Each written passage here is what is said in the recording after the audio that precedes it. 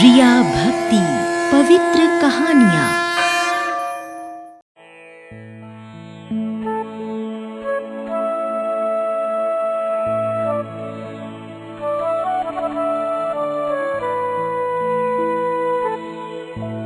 हे प्रभु, आप तो जानते हैं कि मैं इस पूरे इलाके का सबसे होनहार बढ़ई हूँ, फिर भी मेरे पास काम नहीं है। कभी काम मिलता भी है तो कुछ दिन का, फिर काम खत्म हो जाता है और मेरी दरिद्रता फिर से शुरू हो जाती है। कुछ ऐसा करो प्रभु कि मुझे एक बार ऐसा काम मिले कि मेरी सारी दरिद्रता दूर हो जाए। ये कहकर पूरन बढ़ई ने श्री कृष्ण की मूर्ति के चरण स्पर्श किए और प्रसाद लेकर घर की ओर चल पड़ा, जहाँ उसकी पत्नी मालती उसका और श्री कृष्ण के प्रसाद का इंतजार कर रही थी। पूरन ने घर पहुंचकर अपनी पत्नी मालती को प्रसाद दिया और अपने घर के उस कमरे में पहुंच गया जहां उसके औजार पड़े हुए थे। उसने औजारों को उलट पुलट कर देखा और सोचने लगा, ऐसी क्या चीज बनाई जाए, क्या चीज हो सकती है वो, समझ में नहीं आ रहा। क्या बनाऊं, क्या ना बनाऊं। इसमें कोई शक नहीं था कि पूरे बल्ली गांव में पूरन से बढ़कर कोई बढ़ई नहीं था। उसकी कारीगरी की सभी तारीफ करते थे, पर तारीफ से तो पेट नहीं भरता, उसके लिए तो धन संपदा की जरूरत होती है। पूरन सोच ही रहा था कि ऐसा क्या बनाया जाए जो शहर में ले जाकर अच्छे दामों में बेच दे। तभी उसे एक मुनादी सुनाई दी।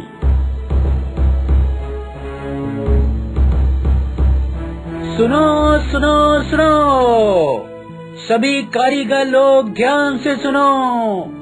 सरपंच जी ने ऐलान किया है कि इस बसंत पंचमी को गांव में रथों की दौड़ होगी। आप सभी अपना अपना रथ बनाएं। जिसका रथ जीतेगा उसे धन, अनाज और सोना उपहार में दिया जाएगा।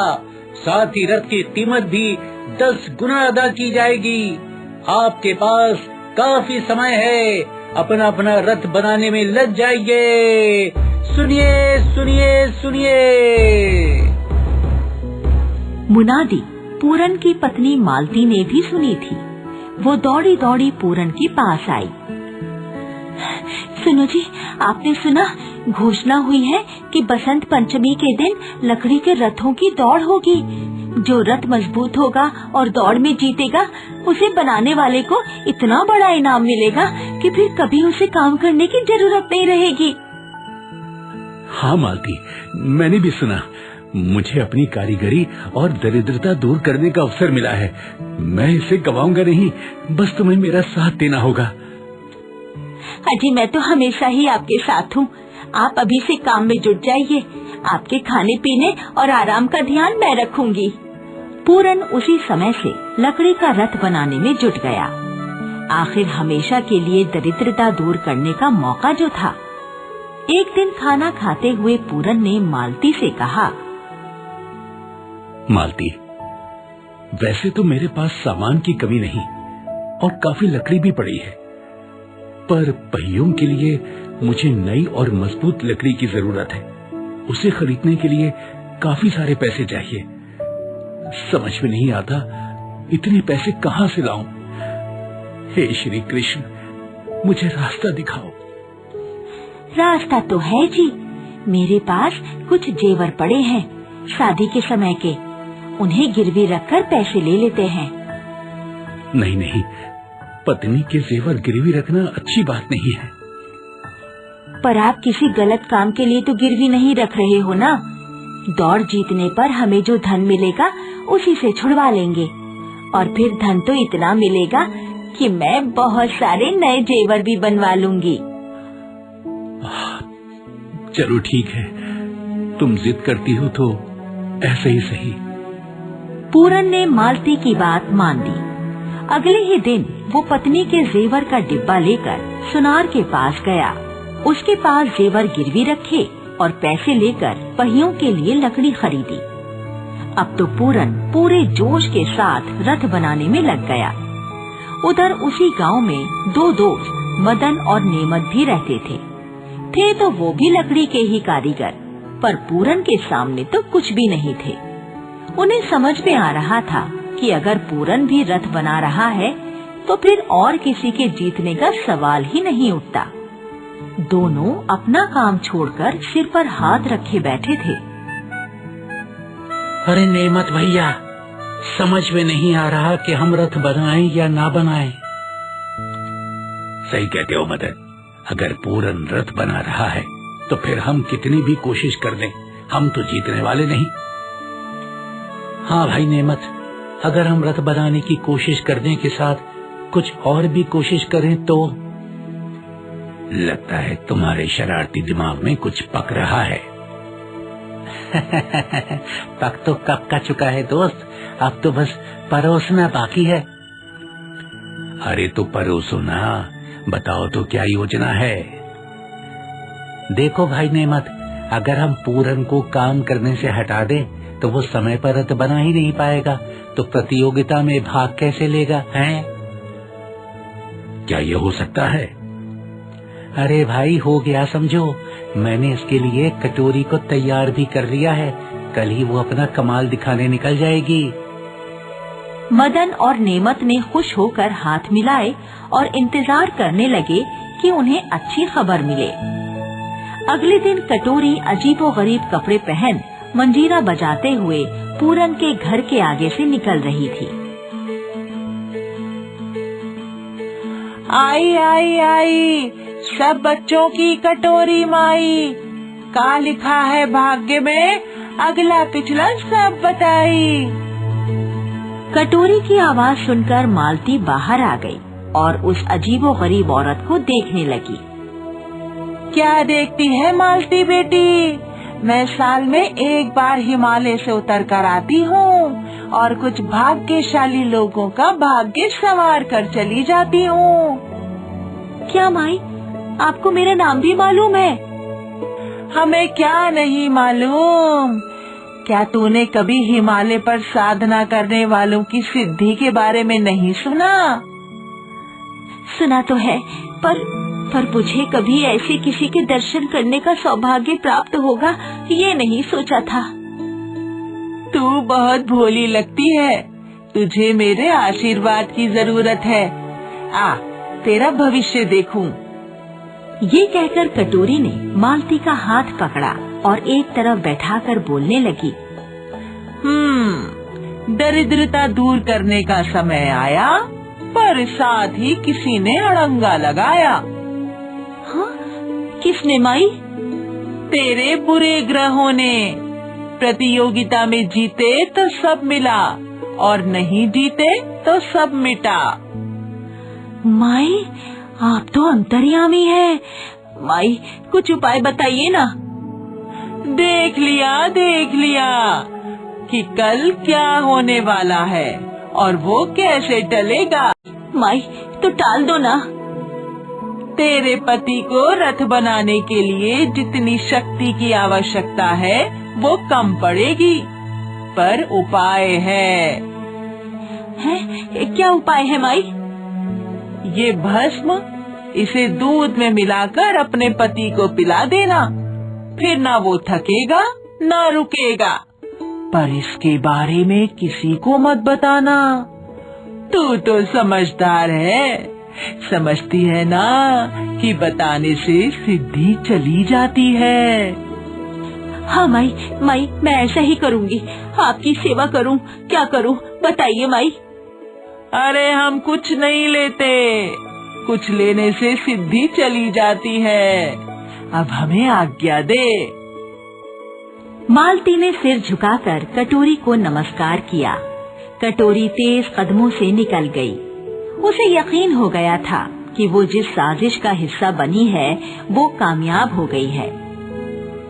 रात को खाना खाने के बाद जैसे ही पूरन ने मुंह मोड़ा, मालती ने उसके सामने भस्म मिलाकर दूध रख दिया। लो जी, ये दूध पी लो, इससे ताकत आएगी और आपको जरूरत भी है। पूरन ने मुस्कुराते हुए दूध पी लिया और सो गया। अगली सुबह सूरज सिर पर चढ़ाया पर पूरन नहीं उठा। मालती जब उसे उठाने गई तो देखा कि पूरन कराह रहा है।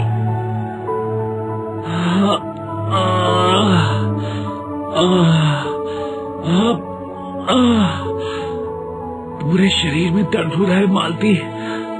अब मैं अपने किसी भी अंग को हिला भी नहीं पा रहा हूँ।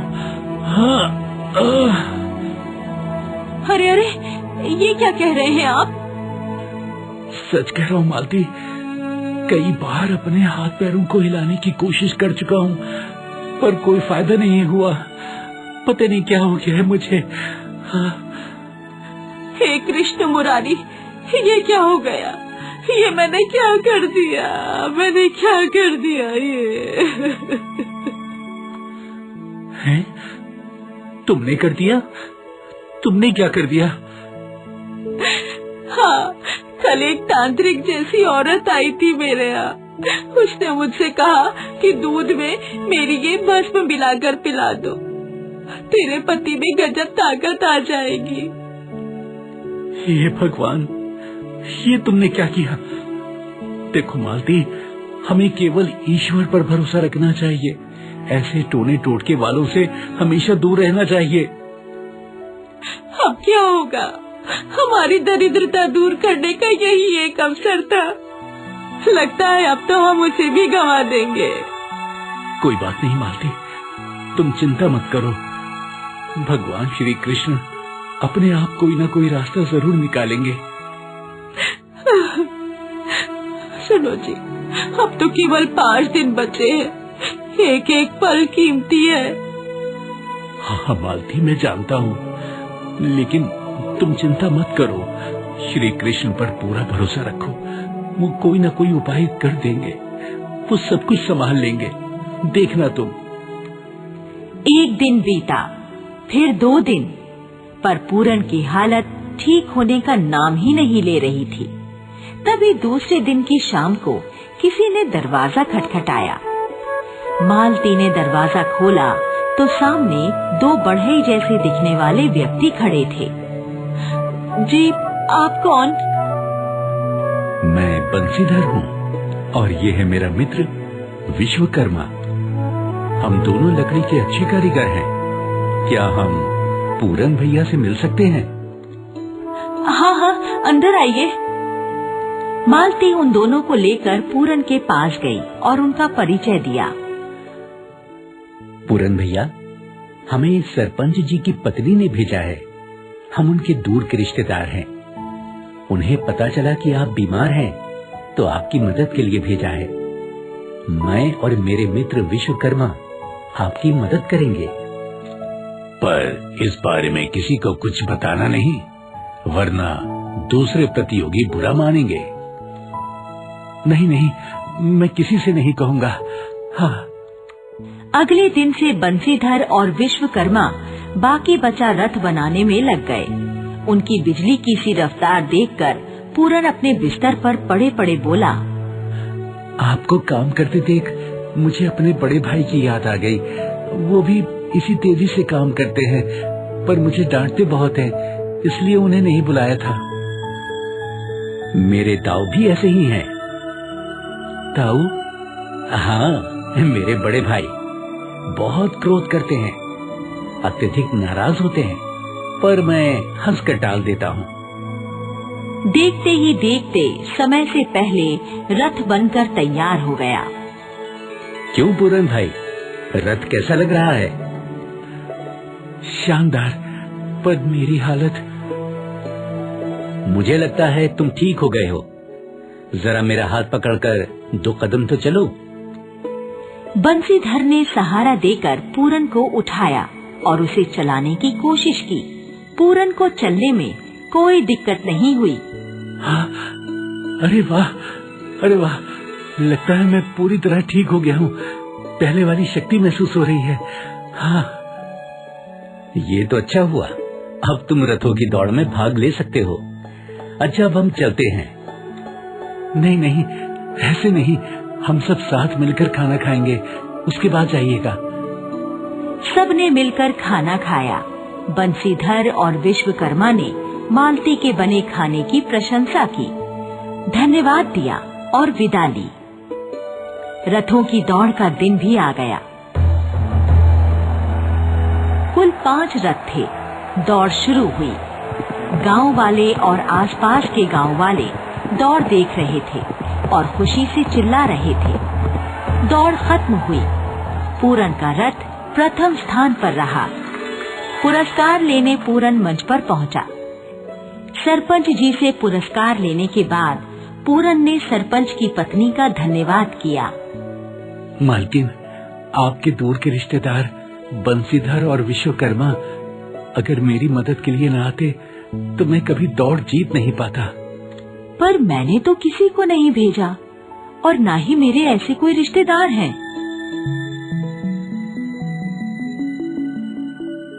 मेरे दाव भी ऐसे ही हैं।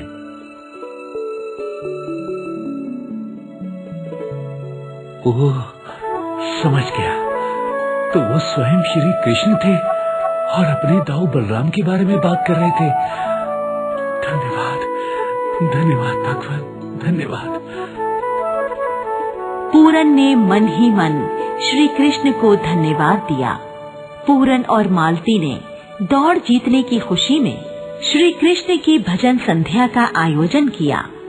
पूरे गांव वालों को खाना खिलाया और प्रसाद बांटा। श्री कृष्ण ने उनकी दरिद्रता हमेशा के लिए दूर कर दी थी।